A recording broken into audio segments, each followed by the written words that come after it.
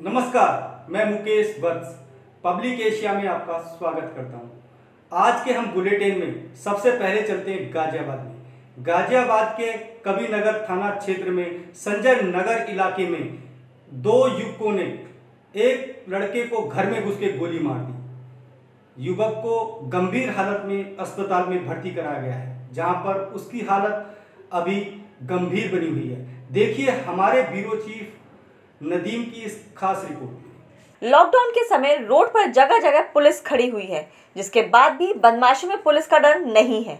बेखौफ बाइक पर सवार दो बदमाश संजय नगर पहुंचते हैं और अंकित नाम के युवक की छाती में गोली मारकर फरार हो जाते हैं, जिसके बाद युवक घायल अवस्था में चौकी पर पहुंचता है। इसके बाद पुलिस उसे घायल अवस्था में कबीरनगर इलाके के सर्वोदय अस्पताल के भर्ती करवाया जाता है, जहां युवक का इलाज चल रहा है और हालत गंभीर बनी हुई है। वहीं युवक के परिवार वाले इसे रंजिश का मामला बता रहे हैं और हमले के पीछे किसी का हाथ बता रहे हैं। आइए देखते हैं। अंकित को गोली मारी गई है, किस तरीके से मारी गई है, कौन लोग थे?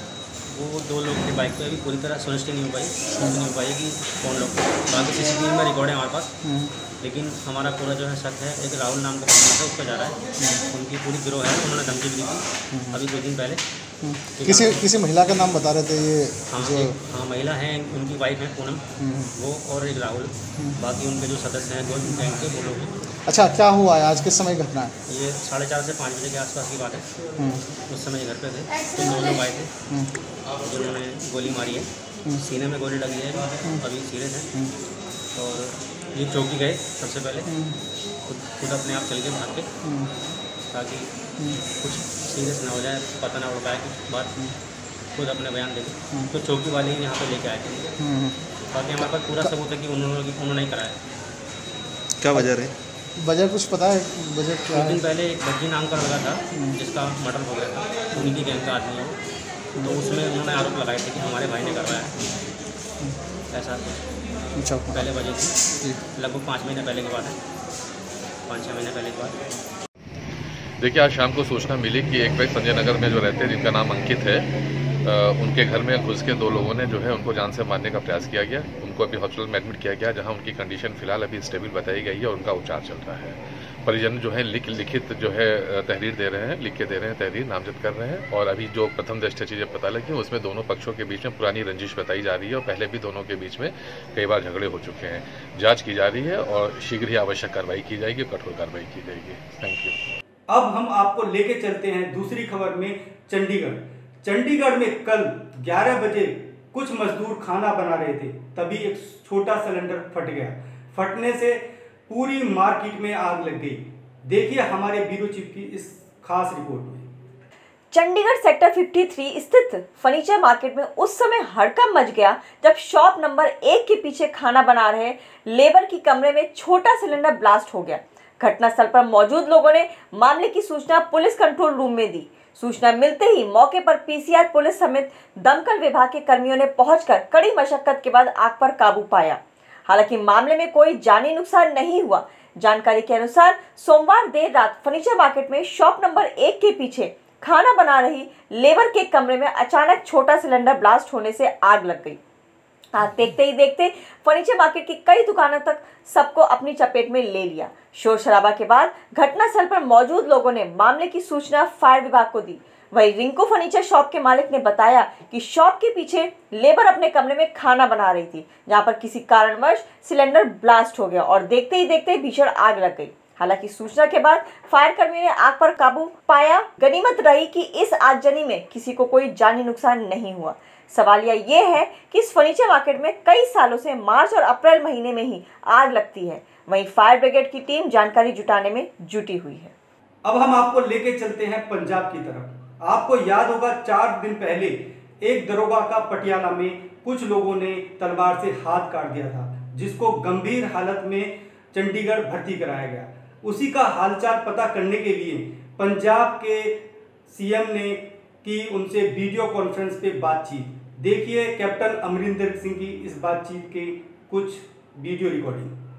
एक बड़ी खबर आ रही है उत्तर प्रदेश के मुजफ्फरनगर से, जहां पर मुजफ्फरनगर की तहसील खतौली में एक व्यक्ति जो मरकज से आया था उसको कोरोना पॉजिटिव निकला, जिसके बाद क्षेत्र में हड़कंप मच गया। देखिए हमारे ब्यूरो चीफ मुजफ्फरनगर से मीम की एक खास रिपोर्ट में। नमस्कार, पब्लिक एशिया न्यूज में आपका स्वागत है। कोरोना वायरस लगातार अपने पैर पसारने में लगा हुआ है।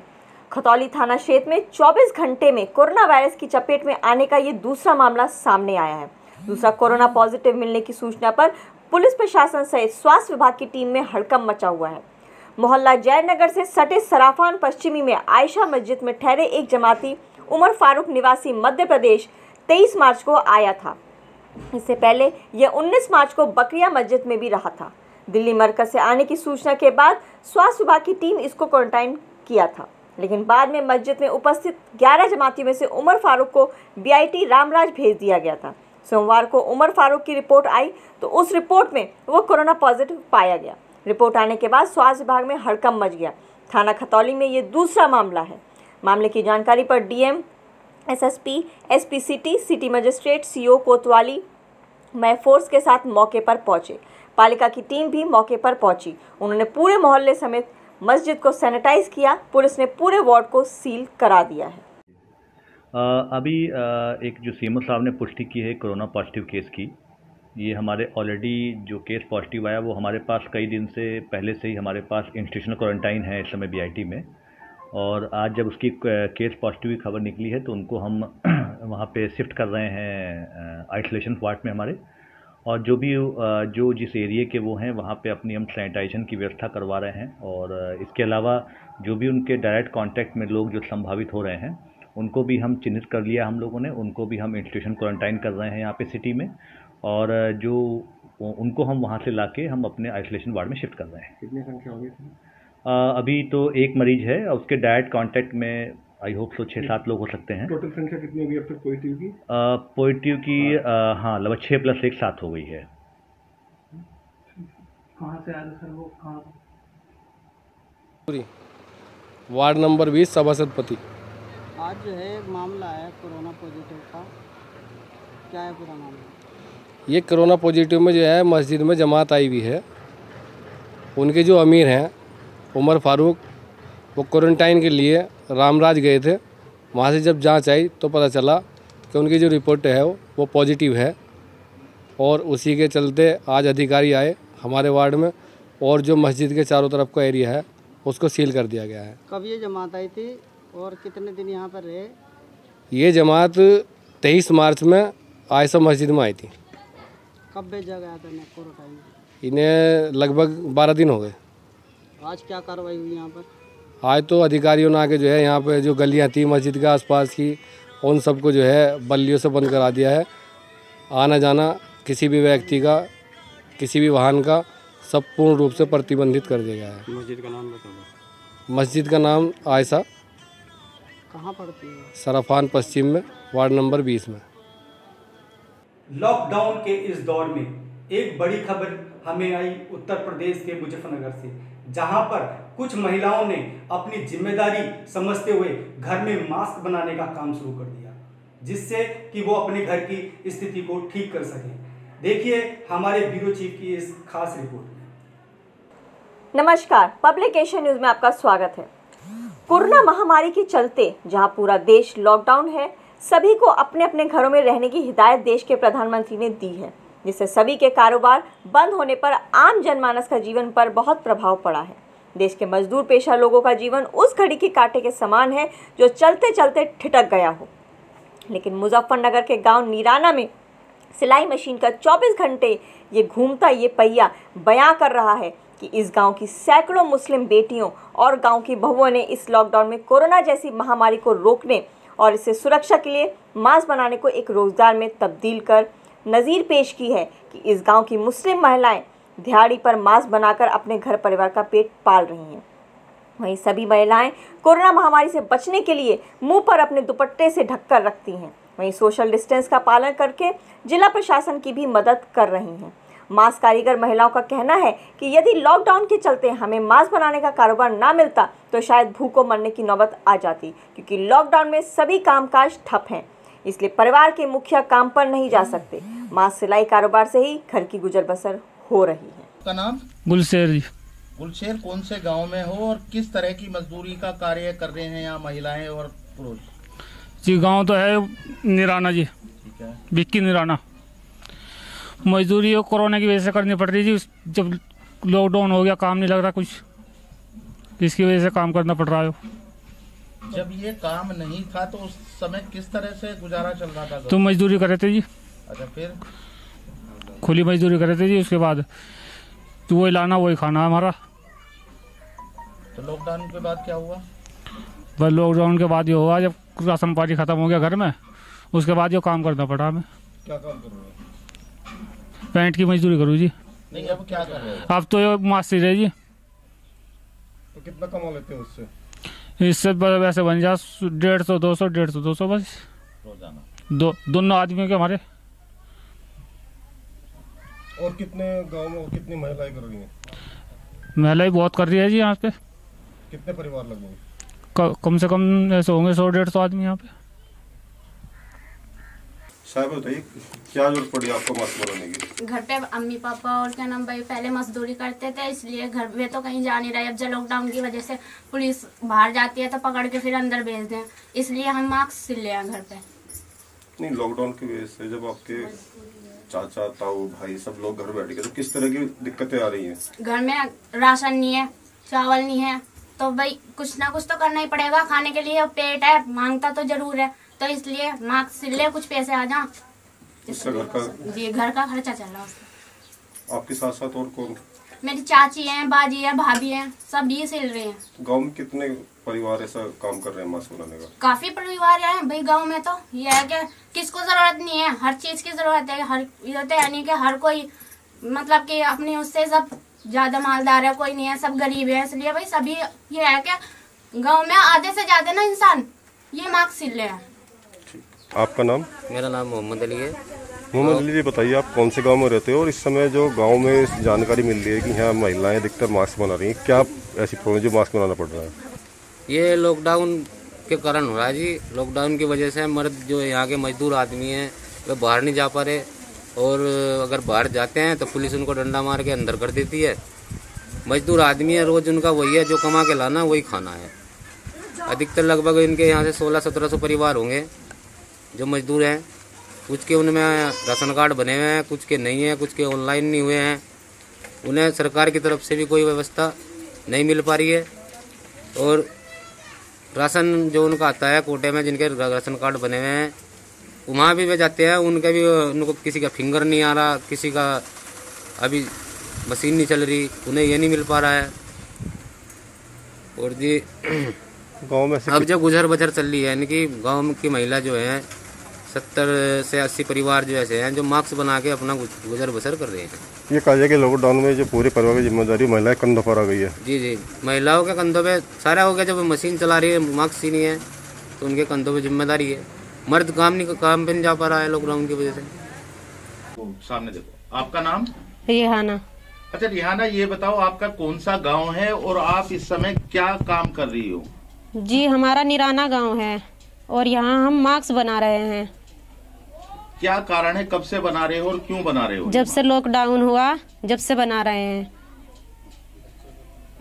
बच्चों के खर्चे के लिए दिक्कत हो रही थी, बिल्कुल खाने के लाले पड़ गए थे, इस वजह से हमने मास्क बनाने शुरू किए। तो कहाँ सप्लाई हो रहे हैं मास्क, क्यों बनाए जा रहे हैं?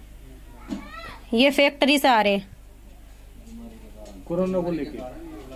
कोरोना के लिए मास्क बनाए जा रहे हैं, फैक्ट्री से आ रहे हैं, ये हम मजदूरी पे सी रहे। अच्छा, जितनी मजदूरी वो दे रहे हैं, क्या उससे आपका पालन पोषण हो रहा है? अजी बस क्या करें, मजबूरी, जैसा भी काम चल रहा है सही चलाना पड़ रहा।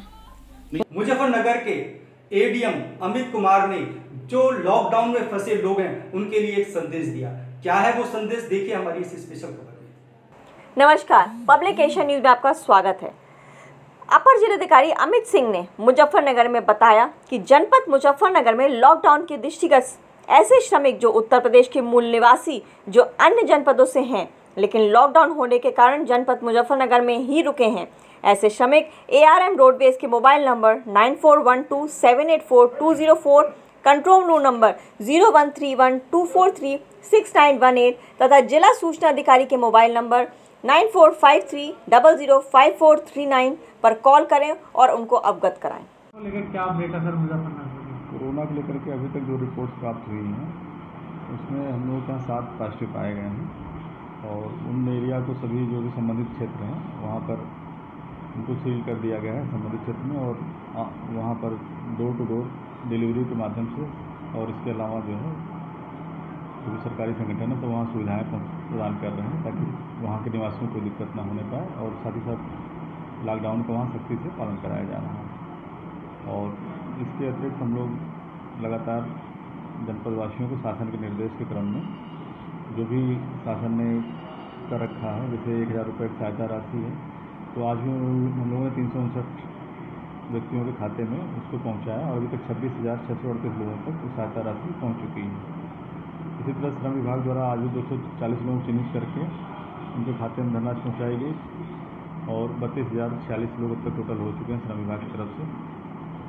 राशन कार्ड में हम लोगों ने 92% से अधिक का वितरण करा दिया है। साथ ही साथ जो निःशुल्क श्रेणी के हैं लोग, उनका 61,000 से अधिक उनको राशन प्रदान कराया गया है। साथ ही साथ 89 संस्थाएं हैं सरकारी और प्राइवेट मिला करके जो कि निःशुल्क भोजन का वितरण पूरे ज़िले में जगह जगह पर कर रही हैं, और 17,000 से अधिक 17,500 के लगभग पैकेट लगातार भोजन के दिए जा रहे हैं। और आरोग्य सेतु ऐप के डाउनलोड की संख्या हम लोगों का 7,850 हो चुकी है। साथ ही साथ जो है कंट्रोल रूम में 266 शिकायतें प्राप्त हुई और सभी का निस्तारण करा दिया गया है। कंट्रोल रूम नंबर जो हम लोगों का जो 0131 है 243 6918 2436918 है, ये लगातार काम कर रहा है 24 घंटे। इस पर कोई भी अपनी शिकायत दर्ज कर सकता है। उसका जो भी शिकायत का है हम लोग कोशिश करते हैं 2 घंटे के अंदर 3 घंटे के भीतर उसको निस्तारण करा दिया जाए। धन्यवाद। जैसा कि आप जानते हैं, आज बाबा साहब भीमराव अंबेडकर की जयंती है। पहले तो हम उनकी जयंती पर पब्लिक एशिया परिवार की तरफ से उनको बहुत बहुत शुभकामनाएं देते हैं, और हम आपको लेके चलते हैं एक मेरठ की स्पेशल खबर पे, जहां पर आरएसएस कार्यालय पर आज उनका जयंती बड़ी धूमधाम से मनाई गई, जहां पर आरएसएस के लोग और कुछ भाजपा के नेता मौजूद रहे। पूर्व विधायक समेत कई नेताओं ने क्या बोला बाबा साहब की इस जयंती पर, देखिए हमारे ब्यूरो चीफ। नमस्कार, पब्लिक एशिया न्यूज में आपका स्वागत है। देश भर में लागू लॉकडाउन के कारण जहां केंद्र और प्रदेश सरकार द्वारा सामूहिक रूप से सामाजिक आयोजनों पर प्रतिबंध लगा दिया गया है, वहीं इसके बावजूद मंगलवार को अंबेडकर जयंती के अवसर पर शंकर आश्रम स्थित आरएसएस के जिला कार्यालय में भाजपा के पूर्व विधायक की मौजूदगी में अंबेडकर जयंती मनाई गई। इस दौरान भाजपा के पूर्व विधायक द्वारा सफाई कर्मियों को किट वितरित करते हुए कोरोना की जंग में दिए जा रहे उनके योगदान को लेकर आभार जताया गया।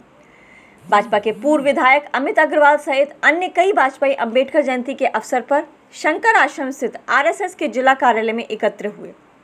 इस दौरान भाजपाइयों और आरएसएस के कार्यकर्ताओं ने बाबा भीमराव अंबेडकर के चित्र पर माल्यार्पण करते हुए उन्हें पुष्पांजलि अर्पित की। इसी के साथ भाजपा के पूर्व विधायक अमित अग्रवाल ने कार्यक्रम में आए सफाई कर्मियों को किट प्रदान करते हुए कोरोना की जंग में उनके द्वारा दिए जा रहे योगदान को लेकर आभार भी प्रकट किया। इस किट में सभी सफाई कर्मियों को 1 सप्ताह का राशन, 5 मास्क, सर्जिकल ग्लव्स, साबुन, सैनिटाइजर और 1 बॉडी कवर वेयर दिया गया। हालांकि इस दौरान आयोजकों द्वारा सोशल डिस्टेंसिंग को लेकर भी तमाम तरह के निर्देश दिए गए, मगर प्रतिबंध के बावजूद खुद भाजपाइयों और आरएसएस द्वारा आयोजित किया गया ये कार्यक्रम प्रशासन द्वारा की जा रही सख्ती को लेकर तमाम तरह के सवाल खड़ा करता नजर आ रहा है। आज के दिन संदेश ये है, जो संदेश माननीय मोदी जी का है, माननीय योगी जी का है, पूरा राष्ट्र संदेश को मान रहा है, और इसमें सफाई कर्मचारी, स्वास्थ्य कर्मचारी, ये सब लोग बड़ा योगदान अपना कर रहे हैं, और अपने घर परिवार को छोड़कर और अपने स्वास्थ्य की चिंता ना करते हुए, कोरोना से ना डरते हुए सब सेवा कर रहे हैं। तो आज बाबा भीम साहब अम्बेडकर की जयंती पर इस संघ कार्यालय पर इनके अभिवादन का, अभिनंदन का कार्यक्रम रखा गया है। तो इसमें इनको 1 सप्ताह का भोजन का किट है, और 1 किट जो है वो पूरी बॉडी को ढकने के लिए है कि ये काम करें और वो जाके धो लें, अब अंदर के कपड़े इनके स्वच्छ रहें, सिर से लेकर जूते तक इनका वो किट है। और 1 किट हमने दिया है इनको, इसमें सैनिटाइज़र है, मास्क हैं 5, और सर्जिकल वाले जो ग्लव्स हैं वो हैं उसके अंदर, और 1 डिटॉल साबुन है जो इनके स्वास्थ्य की रक्षा करेगा। ऐसा किट इनको हमने दिया है। मेरठ की जनता को क्या कहना चाहते हैं? मेरठ की जनता को यही कहना चाहते हैं कि जिस धैर्य का परिचय दिया है, और सबने इस बात को माना है कि जहाँ हैं तो जहान है। हम लोग जिंदा तभी रहेंगे जब स्वस्थ रहेंगे, और इस बीमारी का कोई उपाय नहीं है सिवाय दूरी और समय को पास करना। तो अभी 3 मई तक माननीय मोदी जी ने बढ़ाया है, उसका पहले की तरह सब पालन करें, ये जनता से अपील है। एक खबर आ रही है चंडीगढ़ से। चंडीगढ़ के एसएसपी ने विकलांगों को राशन वितरण किया, लेकिन राशन वितरण के दौरान लोग एक जगह इकट्ठे हो गए, सोशल डिस्टेंसिंग भूल गए। तो पुलिस ने बार बार समझाया, लेकिन कुछ देर हटने के बाद फिर इकट्ठे हो गए। देखिए क्या है पूरा मामला हमारी स्पेशल रिपोर्ट में। नमस्कार, पब्लिक एशिया न्यूज में आपका स्वागत है। चंडीगढ़ में एसएसपी व अन्य लोगों ने विकलांग लोगों को राशन वितरित करा, मगर राशन लेने आए लोग सोशल डिस्टेंसिंग भूल इकट्ठे होकर खड़े हो गए, जिस पर पुलिस कई बार अपील करती रही कि कृपया करके डिस्टेंस बना के रखें। पुलिस के कई बार अपील करने पर भी कुछ समय तो वो ठीक से खड़े हो जाते, लेकिन फिर से वहीं इकट्ठे हो जाते। आइए देखते हैं। अगर बात की जाए फिजिकली चैलेंज जो लोग हैं, किस तरीके से आप देखते हैं, क्योंकि हम ये भी देखते हैं कि प्रशासन के और पुलिस के अधिकारी जो है वो खाना बांट रहे हैं, राशन बांट रहे हैं। हाँ जी बिल्कुल, यहाँ पे कुछ दिव्यांग लोग हैं इस कॉलोनी एरिया में जो काफ़ी गरीब है और ये लॉकडाउन की वजह से उनको खाने पीने की काफ़ी किल्लत हो रही है, दिक्कत हो रही है। तो इसके लिए यहाँ पे इन्होंने ऑर्गेनाइज किया हुआ था। यहाँ के जो काउंसलर है मिस्टर सतीश कैंप है और उनकी पूरी टीम यहाँ पे लगी हुई है। तो उसी के सिलसिले में मैं यहाँ आई हूँ और हम चाहते हैं, हमारा मोटो ये है कि कोई भी भूखा ना सोए, कोई भी भूखा ना रहे, जो ज़रूरत है सबको। मैम, जिस तरीके से आज प्रधानमंत्री ने फिर से एक बार जो है वो देश से बात की और 3 मई तक जो है वो ये लॉकडाउन बढ़ा दिया गया है, उसके चलते ये भी कहा गया है कि तैयारी और पुख्ता करनी होगी। उसके चलते चंडीगढ़ पुलिस प्रशासन कितना तैयार है? बिल्कुल 100% तैयार है। अभी तक भी जो ये लॉकडाउन चल रहा था, हमने बहुत सख्ती यहाँ पे की हुई है। 3800 के करीब गाड़ियाँ हमने इंपाउंड कर रखी है, 500 के करीब लोगों पे FIR हो चुकी है। तो ये सख्ती जो है आगे भी जारी रहेगी। मैं फिर भी अपील करती हूँ लोगों को कि सख्ती करने का मौका ना दें, खुद ही सारे जो सोशल डिस्टेंसिंग वगैरह उसकी पालना करें।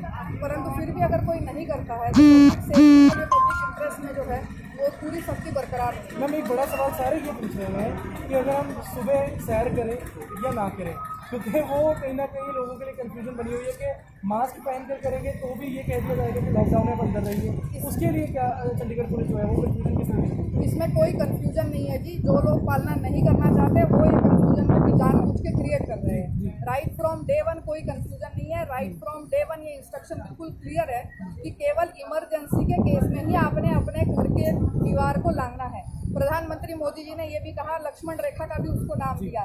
तो इसमें कोई कंफ्यूजन वाली बात नहीं है। ये जानबूझ के या लापरवाही के लिए जो लोग हैं इसकी उल्लंघना कर रहे हैं। चाहे मॉर्निंग वॉक है, इवनिंग वॉक है, किसी भी तरीके का कोई भी अलाउड नहीं है। उसके बावजूद करेंगे तो लीगल एक्शन फेस करेंगे। जैसा कि आप जानते हैं, आज भारत के प्रधानमंत्री नरेंद्र मोदी जी ने देश को संबोधित किया। संबोधन में उन्होंने लॉकडाउन की अवधि को 3 मई तक कर दिया।